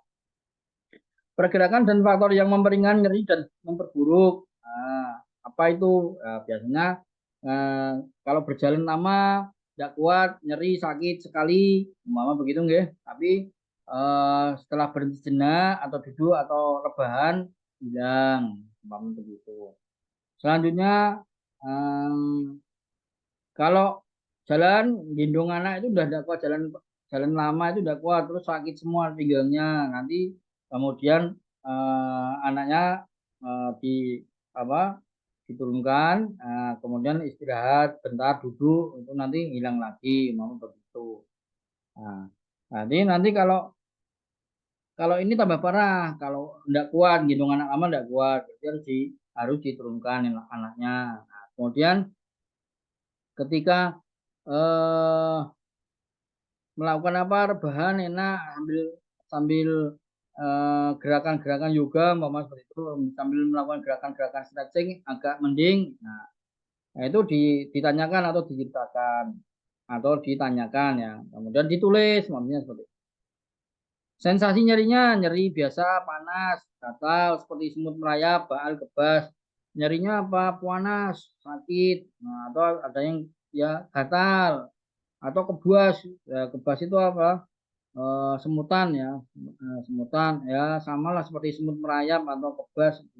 Kebas itu seperti mati rasa, bukan semut ya. Kesemutan sendiri ya, semutan sendiri. Nah itu diceritakan. Kalau pinggangnya nggak apa-apa, cuma nyeri. Tapi kalau kakinya ini apa semutan atau kakinya ini kebas, itu dipertanyakan juga ya. Selanjutnya menanyakan status ginekologis daripada pasien perempuan. Nah, kalau laki-laki disebutnya status andrologis. Nah, ini ya. Jadi nanti barangkali menjelaskan ada yang keliru, Bapak Ibu yang berstatus dokter ya silakan diingatkan ya, dibenarkan. Nah, karena ini bahasanya medis ya, bahasanya medis. Menstruasi usia mens pertama itu ditanyakan. Kalau nggak ditanyakan, tidak ditanyakan itu aman, aman. Tanggal mens terakhir, jarak antara mens selama mens. Mensnya teratur dan tidak teratur, teratur. Kalau mens itu nyeri perut apa tidak, nyeri pinggang tidak. Warna mens, apakah merah, apakah bercak-bercak, atau apa menggumpal, atau volume darahnya banyak atau kecil, cerit-cerit gitu. Kan ada yang mensnya itu cuma cerit-cerit gitu, bahasanya ya. Ada yang banyak sampai berlimpah-limpah, berlimpah ruah, ada bekuan darah sampai gumpalan-gumpalan darah, ngeblok itu enggak. Itu ditanyakan, diceritakan. Karena itu kalau ditarik benang lurus ke ilmu TCM itu berhubungan dengan cing ya, berhubungan dengan cing. Jadi kalau ada ketidakteraturan di dalam menstruasi perempuan, nah berarti ada sesuatu yang bermasalah tentang ginjal atau bahkan cingnya. Cingnya pasien. Cing itu apa? Cing itu intisari ya, intisari atau sel, sel, intisari sel ya. Nah, intisari daripada ke tubuh kita. Cing itu warisan dari leluhur kita, dari orang tua kita. Jadi cing itu ada dua, cing warisan orang tua dan cing yang didapatkan. Yang didapat dari mana? Didapat dari makanan, makanan yang sehat, makanan yang bernutrisi. Terlebih lagi memang makanan yang penambah cing. Gitu, ya. Apa makanan penambah cing? Banyak, ya. Termasuk santan, kelapa, kemudian daging, kemudian ya banyak lah. Mau herbal, mau makanannya banyak. Nah, karena ini bukan kelas herbal, bukan kelas nutrisi ya, saya sebutnya 1-2 saja ya kan. Kemudian jumlahnya, kemudian itu bagaimana? Apakah cuma di awalnya atau akhirnya atau bagaimana ya? Keputihannya banyak kan? Warnanya, baunya, gatal itu dijelaskan. Warnanya putih, putih pekat atau putih kental atau bagaimana lah ya, saya tidak paham. Dulu saya pernah punya murid ya, yang di video itu Pak Dokter itu pernah menjelaskan, tapi saya ya pada waktu itu ingat nih, saya cuman sekarang tidak ingat ya. Nah, kalau putih itu bagaimana? Kalau yang tentu ibu-ibu yang sudah dokter tahu ya barangkali ya. Nah, itu nanti bisa menjadi bahan daripada pertimbangan kita melakukan diagnosa. Ayo, berarti kalau itu semua bermasalah berhubungan dengan ginjalnya, ya kan? Karena areanya di perut bawah dan pinggang. Status andrologis, Besermani, ya, Besermani, ejakulasi dini atau kencing bernanah, mimpi basah ya sekali 2 kali atau sebulan atau 3 bulan sekali ya wajar ya. Tapi kalau mimpi basah kok tiap hari, wah ini bahaya ini. Gangguan ereksi, nah, apakah ada gangguan ereksi? Ereksinya tidak normal atau lain-lain lah sebutkan, sama ejakulasi dini itu kalau dalam bahasa Jawanya peltu ya, atau besermani. Besermani itu ya apa sih? Kayak semacam anyang-anyangan mungkin seperti itu ya. Pokoknya sering netes lah, Anda tahu kenapa kok celana dalamnya basah atau sering pipis yang nggak bisa terkontrol ya kan. Nah, umpama begini, daripada fungsi fisiologinya ginjal sama kandung kemih ini bermasalah, berarti sudah penyakit itu sudah masuk ke organ, jadi sudah di area li ya, di area li. Kalau masih hanya di pinggang saja sakit itu berarti masih di area piau, mama. Jadi kalau area piau itu ya lebih ringan, begitu di cusen, begitu di puasa, begitu di cupping, ya, atau dipijat, ya akupresur, rilis, mama seperti itu. Baru di krek, rilis. Baru di spot mesat, rilis.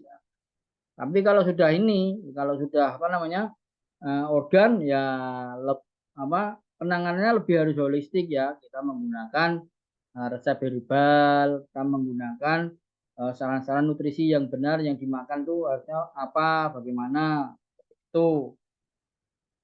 Nah, jadi semua akan berhubungan. Ya ini sesi terakhir ya, sesi terakhir perabaan nadi. Nah, jadi perabaan nadi itu ada kedalaman, kecepatan, ukuran, kekuatan, jenis nadi abnormal. Nah, itu kalau yang normal nanti jenengan cuman ngisi 3 ini yang di bawah. Chun Kuance ini yang diisi ya. Chun Kuance. Jadi Chun Kuance itu mewakili atau mengidentifikasikan organ dalam tubuh. Kalau untuk tangan kanan, ya untuk tangan kanan itu Chun adalah paru seperti yang sudah disebutkan tadi. Kuan adalah limpa. Kemudian Ce itu adalah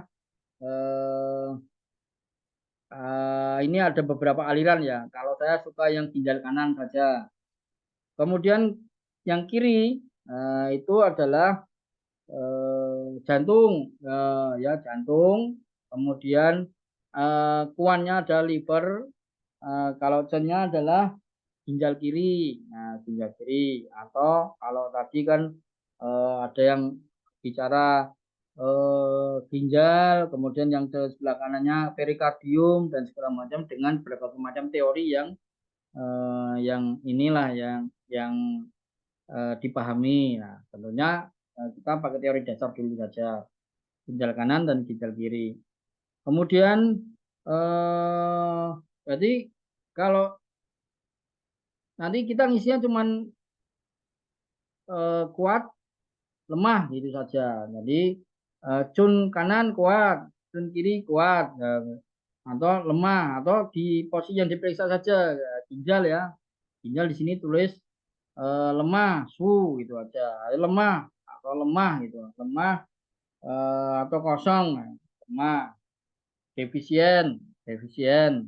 Yang lain di normal gitu aja enggak apa-apa. Karena tadi dari awal sudah fokusnya pinggang ya, areanya ginjal ya. Berarti kita fokus ke ginjal aja, ginjalnya lemah atau defisiensi atau yang subginjal atau yin subginjal, mama seperti itu. Kalau di sini kita cuma nulis lemah gitu aja ya. Lemah. Jadi kita tidak membahas karena uji kompetensinya baru tuina ya atau sinsi level 3 itu cuma mengisi kuat atau lemah. Nah, jadi kita tidak usah berfokus dengan kecepatan ataupun kekuatan, jenis nadinya, tegang, licin, seret, itu kosong. Untuk saat ini pun saya masih belajar ya, masih belajar. Jadi patokannya cuma kecepatan dan kekuatan saja. Nah, itu sudah cukuplah untuk melakukan diagnosa yang benar ya, diagnosa yang berarti kalau lemah defisiensi, kalau cepat itu ada panas kan gitu aja. Selanjutnya adalah kesimpulan pemeriksaan. Nah, nama penyakit dalam TCM ya, seperti itu ya. Nah, kita tulis umpama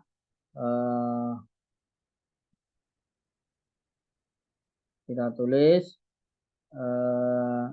ginjalnya lemah itu apa ya?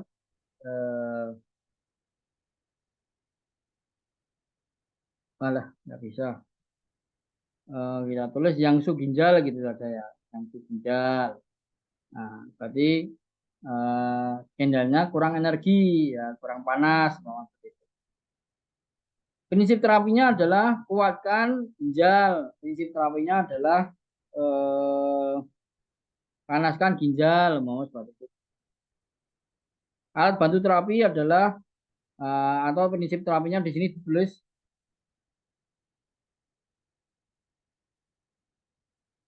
prinsip terapinya ditulis langsung Mingmen Pacen, seperti itu ya.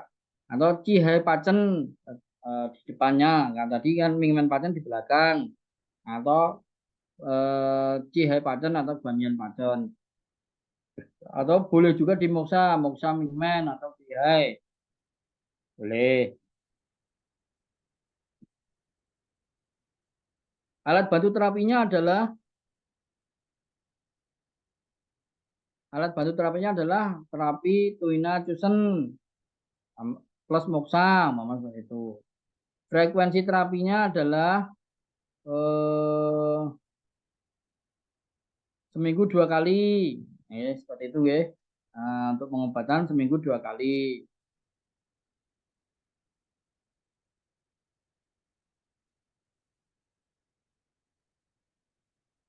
Kalau untuk jaga kesehatan sebulan sekali, tuliskan nanti 3 hari lagi ke sini ya Pak. Kita terapi lagi kalau memang belum berhasil pengobatannya kan.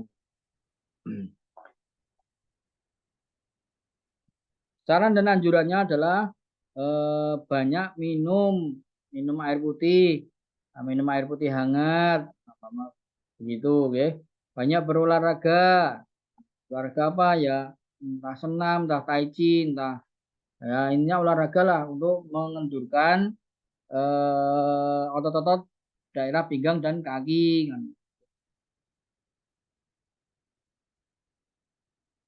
Nah, kira-kira seperti itu sudah full ya, sudah full di dalam melakukan macam pemeriksaan. Nah, cuman seperti itu. Jadi kalau beberapa orang yang ngomong menegakkan diagnosa tapi nggak tahu menegakkan diagnosa itu bagaimana. Nah, saya yakin nggak tahu karena kemungkinan cuman ngomong toh tapi tidak bisa mengisi seperti ini. Nah, ini diisi seperti itu ya. Eh, Seperti yang saya uraikan. Nah, nanti kalau pas ada kopdar itu ya saling mengisi ya, saling mengisi. Misalkan yang dari Semarang ini siapa ya, Mas Geri sama Bu Elizabeth ketemu ya, saling ditanya gangguannya yang satu ini kurang garang, mama seperti itu, Mingmen, yang satu eh, napasnya pendek, ya, mama begitu nanti apa prinsip terapinya sensu pacen, sancung pacen kayak gitu. Nah, itu bisa ini ya. Kalau belum ada kesempatan, saya kira juga ini tidak semua ini yang ikut kelas ini yang masuk kelas ini 30 orang ya. Mungkin tidak nyetak ini semua dan cuman nyimak ini, cuman minyak. Cuma minyak atau cuman nyimak. Jadi kalau cuman nyimak, nanti kalau apa suruh ngisi nanti ya bingung karena lupa karena nggak hafal kan gitu. Ya, tapi tidak apa-apa lah. Yang penting tugas saya sudah menyampaikan. Nanti diperdalam lagi ya, diperdalam lagi eh, apa tentang menegakkan diagnosa ini. Kira-kira seperti itu. Selanjutnya kita buka diskusi dan tanya jawab ya. Ya entah perihal diagnosa, perihal mengisi apa namanya belangko pemeriksaan atau praktek-praktek yang 2 hari yang lalu videonya sudah di-share dan tidak ada kelas Zoom-nya ya. Jadi karena ada kendala eh, ketika apa, menunjukkan video, jadi saya kemudian punya eh, punya ide lah, tidak usah ada Zoom, kita share video, silakan dilihat videonya. Nah, nanti barangkali ada yang masih kurang paham atau kurang bagaimana, nah silakan dibuka diskusi lah. Ternyata itu juga nggak ada diskusi, nggak ada yang tanya jawab. Ya syukurlah, semoga pinter-pinter semua. Baik, di sini saja barangkali ada yang tanya, silakan saya buka form diskusinya, tanya jawabnya. Silakan diaktifkan apa mic-nya Bapak Ibu semuanya. Monggo silakan.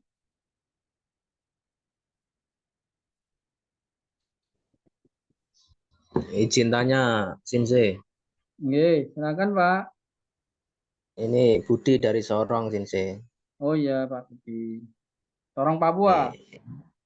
Nggih, Pak. Oh, berarti ada 3 orang yang dari Ini Papua.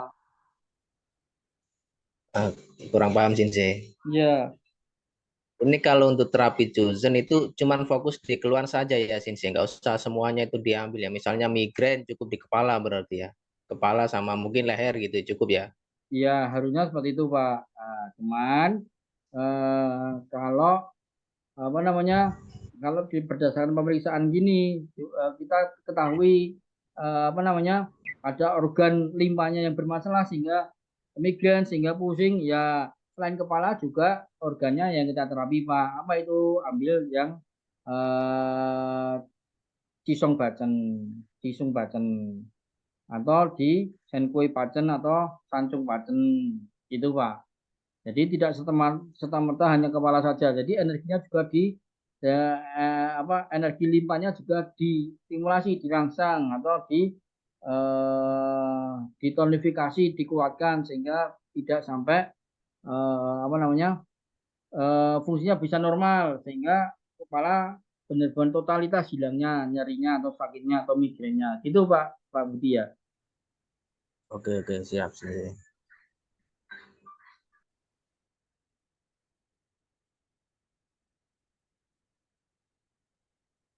Seperti pasien COVID yang penciumannya hilang, apa yang dilakukan? Terapi saja, sancung pacen, sensu pacen, kuatkan paru-paru, kemudian eh, pakuo ya, pakuo di hidung itu diterapi.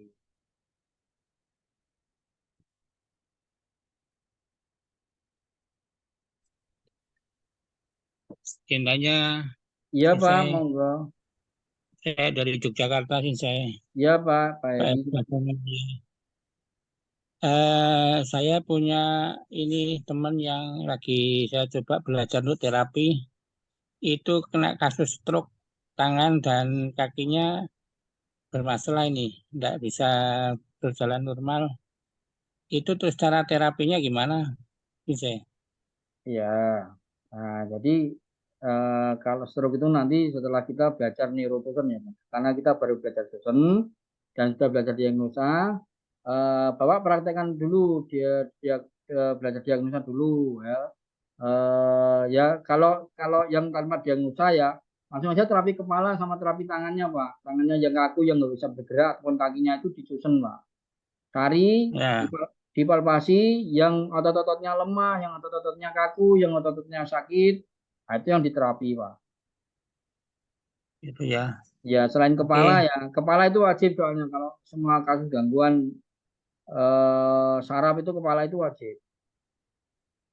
itu kan karena kaki kemudian punggungnya juga sakit itu.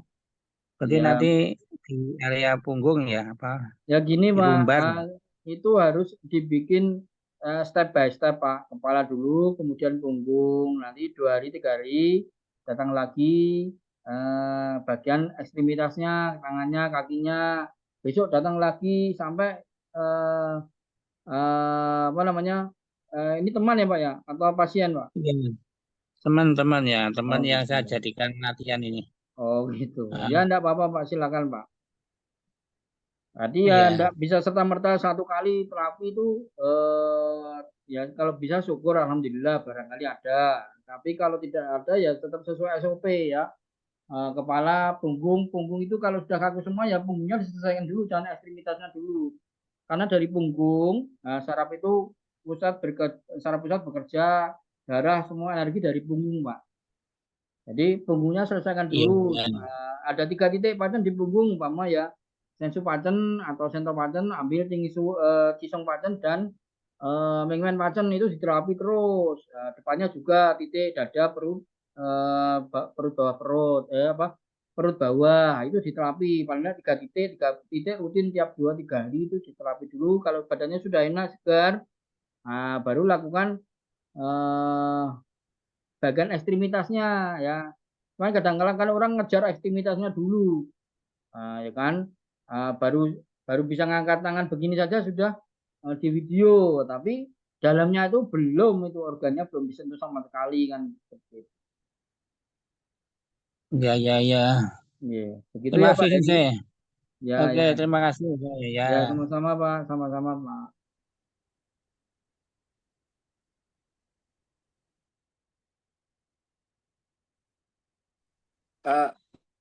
Maaf, izin tanya Sensei.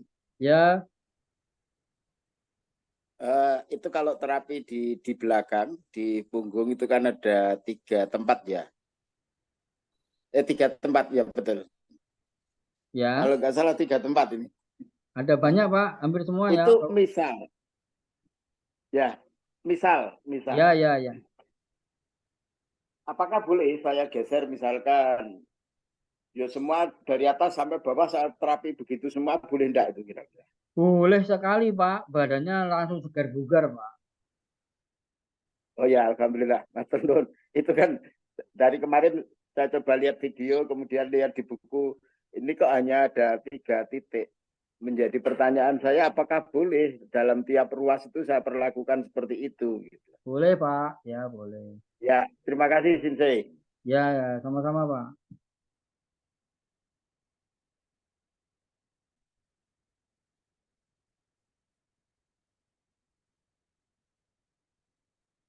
Tremor tangan dan kaki terapinya bagaimana Sensei? Tremor itu angin hati ya. Nah, jadi terapinya angin angin angin liver ya. Nah, angin liver. Ada angin internal lah maksudnya seperti itu. Tentu ya kepala, kemudian Qingsuo, kemudian depannya ya Senkue, itu bisa tidak apa-apa. Itu diulang-ulang tidak apa-apa, bisa 2 kali, 3 kali. Kemudian bagian ekstremitasnya, bagian tangannya yang diterapi. Ya, diterapi itu ya naik turun, rotasi di bagian tangannya itu saja Pak ya. Kemudian saya bagaimana mengetahui hubungan antara organ yang lengkap, misalnya seperti tadi lidah suka asin, itu jenengan buka aja materinya, materi dasar Sensei ya.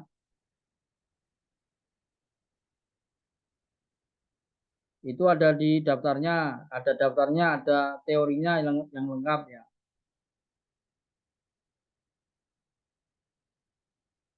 Mas Giri ya.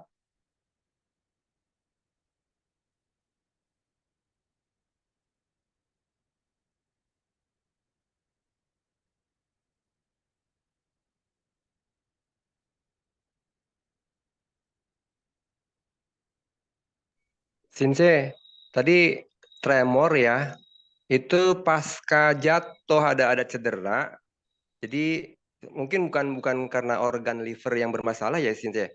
Jadi karena pernah ada cedera jatuh dari dari sepatu roda, terus habis itu nggak lama terjadi tremor itu tangan sama kaki. Terus sama nggak terapinya kayak tadi Sinse kasih tahu? Sama Pak. Oh, sama kayak tadi Sinse ya. Ya. Oke. Oke, terima kasih Sinse. Oke, ya. Sama-sama, Pak.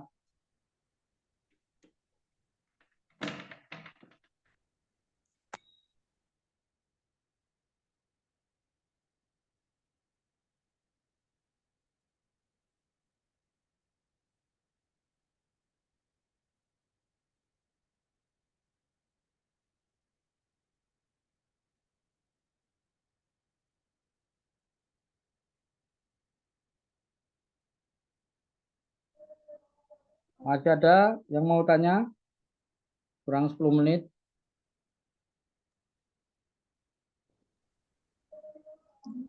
Sensei, izin bertanya Sensei. Iya, Pak. Silakan, Pak. Ya, itu misalnya titik titik pusatnya itu bergeser sedikit, itu gimana Sensei? Apakah supaya tidak bergeser, kalau tadi disimpulkan berarti boleh ya Sensei? Yang penting jarak ke kanan kirinya itu 4 jari ya Sensei. Itu kalau Iya, dari atas betul, ke bawah Pak. kita urutkan gitu boleh ya? Bisa Sensei ya? Bisa betul, Pak. Jadi kalau dasar ada di video ya cara mencari titiknya ya, cari mencari titik. Adapun kalau titik itu meleset setengah senti atau 1 senti atau berapa itu tidak masalah Pak, karena kan gerakan rotasi, gerakan naik turun itu hampir menyasar semuanya Pak. Nah, kemudian untuk 8 formasinya sendiri itu sudah suatu efek yang ibarat panah itu 25 panah dilepaskan. Nah, pasti kalau berburu pakai satu panah bisa meleset, tapi kalau 25 panah itu dilepaskan semua kan babi pasti kena, Pak. Kijang pasti kena panah kan, kira-kira seperti itulah. Apa perumpamaan alamnya seperti itu. Penyakitnya seperti dibom, umpama bahasanya seperti itu. Terima kasih Sensei. Kemudian boleh tambah sedikit Sensei Ya, mengenai silakan. alat Sensei. Saya tertarik untuk sebenarnya ingin memiliki alatnya Sensei. Kalau Ya, isi list dulu terus nanti pembayarannya sekitar tanggal 16 boleh tidak Sensei? boleh Pak, ngisi list Mohon dulu maaf nih silakan. sekalian mungkin bagi teman-teman yang lain. Iya ya, baik Ya, terima kalau, kasih Sensei. ya, sama-sama Pak.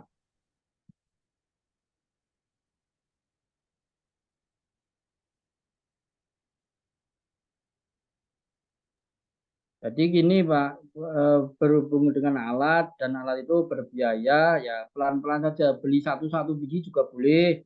Kemudian apa namanya, eh, mau nabung dulu silakan, yang penting ngelis. Toh grup ini tidak akan dibubarkan ya selama-lamanya kalau memang apa namanya, ya saya masih sehat, masih panjang umur semuanya. Hilangnya karena ada yang sudah dipanggil oleh Allah Subhanahu wa taala pasti keluar dari grup ini kan gitu. Jadi selama ada kesempatan dan mampu ya eh, bisa konsultasi, bisa tanya jawab, bisa apapun lah ya.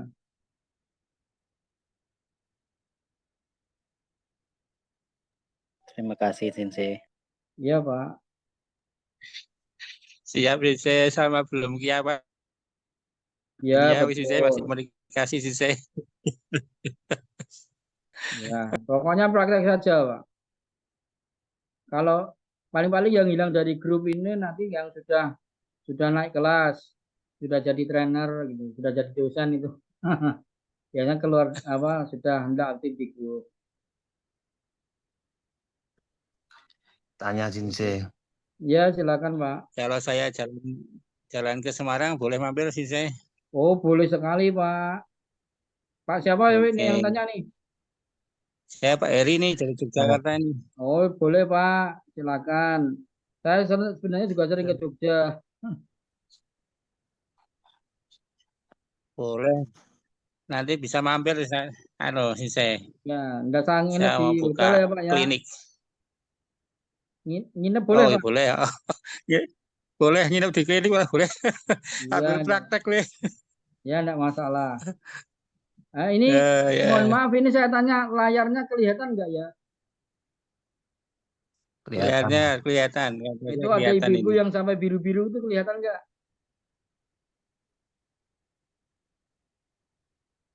Nah, kalau saya kelihatan nih. Kelihatan nggih? Itu pasiennya. Kelihatan. Dipijat orang sampai biru-biru kayak gitu. Ya, mungkin karena sambil ngantuk jadi lama-lama biru, lama-lama hilang saja. Karena ya itu tadi Pak, tonifikasi dan sedasinya tidak dikuasai, umpama seperti itu. Jadi yang saya ceritakan itu ya benar-benar terjadi di luaran gitu loh, Pak. Iya. Makasih. Ya sama-sama. Sensei tanya, Ya, itu kalau rencana untuk offline sudah ada planning kapan belum ya, Su? Saya belum mendengar infonya. ya gini Pak, kalau Kopdar itu rencana ya cuma di Semarang, tapi kok yang kemarin yang berepon cuma satu orang itu saya juga tidak tahu ya. Jadi nanti kedepannya juga dimanapun boleh saya juga dibantu untuk membuka kelas pelajaran offline. Jadi seandainya hanya misalkan di Jogja ini hanya 3 peserta atau 5 peserta, tapi kan ada 5 peserta lain yang itu kelas offline. Jadi saya juga ke sana itu juga ada yang ngongkosi, umpamanya seperti itu. Ngongkosi beli tiketnya, makannya dan segala macamnya kan gitu ya Pak ya. Nah nanti bisalah diagendakan untuk apa namanya untuk selanjutnya. Atau mungkin bisa juga pas barengan suhu ada pelatihan di Jogja, misalkan yang di Jogja atau di mana yang bareng kan itu kan lebih Ya makanya langsung lebih aja nanti dibikin kelas pelatihan. Ada pesertanya atau tidak masalah. Umpama cuma 2 atau 3 paling tidak kan bisa membiayai, dan saya juga dibantu, maksudnya dibantu dilancarkan pelatihannya di Jogja, umpama seperti itu. Ada cuma 3 orang, 4 orang, 5 orang tidak apa-apa. Yang penting nanti peserta yang di sini kelas online ini bisa ketemu bareng, kemudian bisa mempraktekkan secara real dan saya bimbing. Nah itu kan nggak apa-apa kan ya Pak. Tapi kalau nggak dibantu terus nggak ada orang lah, terus saya ke Jogjanya terbang nggak bisa terbang, saya ke Jogjanya apa namanya nginep di mana kan harus butuh uang saku. Oke gitu nanti Pak ya di apa ya Bung. Siap. dilanjutkan lagi. Maaf Sensei, Ya. mau tanya ini. Kalau melihat ini ya, pelatihan yang online ini, itu kalau offline itu po sehari po ya nyampe itu, po bisa selesai itu? Nggak nyampe Kira-kira. Pak. Pelatihan semua yang sehari 2 hari itu pelatihan yang ini Pak. Ya paling kalau yang sehari murah meriah itu paling cuma seujung kuku ilmunya, nanti suruh pelatihan lagi 2 hari Pak. Oh gitu ya. Oh ya. Ya, Makasih. orang Itu termakan kan, promo-promonya IO-nya saja. ya. Itu kan Oke, kita lihat nih videonya, bisa dilihat apa tidak ya Pak ya. Ini praktek daripada neurotoxin bisa. ini hanya ya. Bisa. Saya Bisa nggak Sensei. bisa kelihatan ya, nggak Bisa kelihatan. Sensei di saya.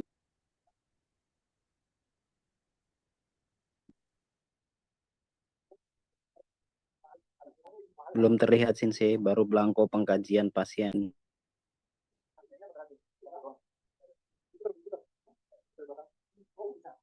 Oh, kalau video belum, masih blanko. Oh ya. Masih blanko, videonya belum.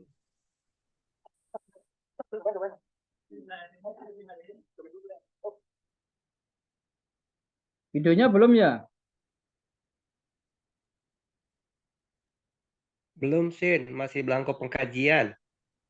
Iya, bentar Pak.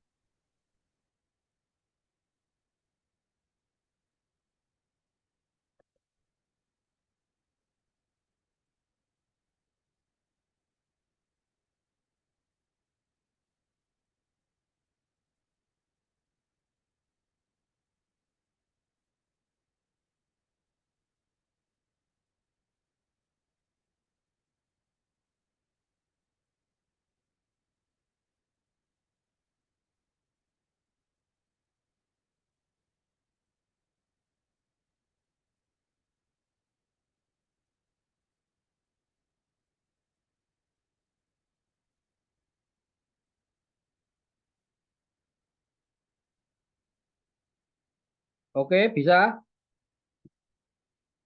Bisa. Ya, sudah bisa. Ya, bisa Sensei.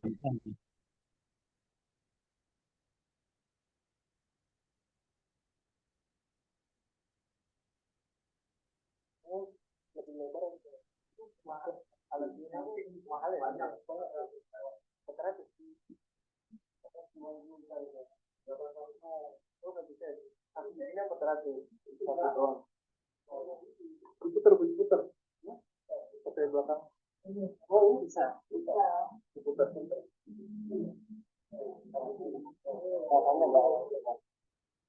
Semuanya otak itu.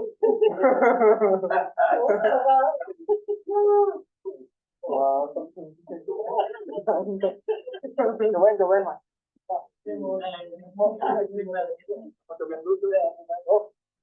Oke, itu prakteknya. Praktek neurotoxin itu kita gunakan stimulator ya, stimulator akupunktur. Jadi itu akan lebih efektif, lebih bagus untuk kasus-kasus gangguan saraf. Seperti video yang dilihat tadi, jempol ini bisa bergerak dengan sendirinya ya.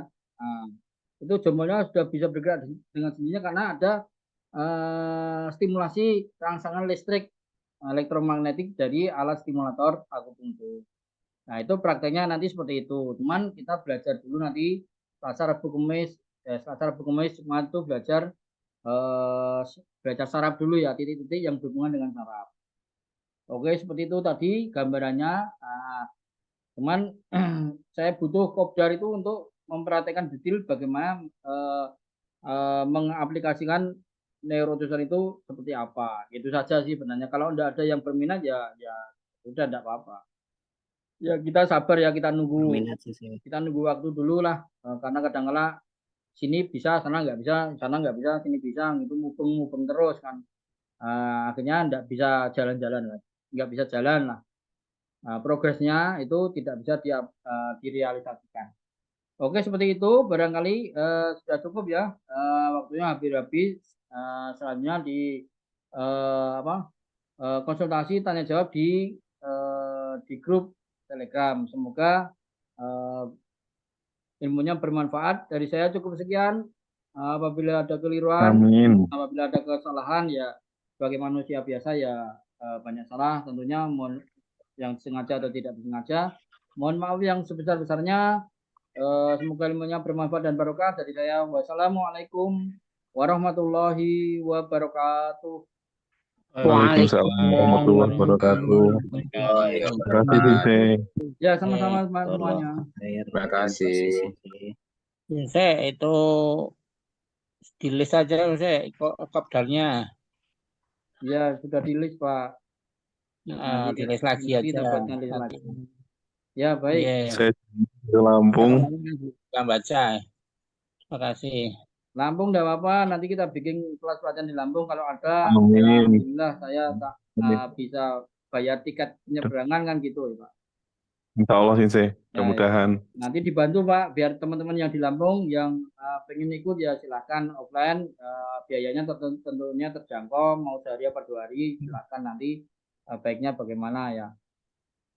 Pelan-pelan ya Sensei, mudah-mudahan nanti bisa. Iya Pak ya. Oke.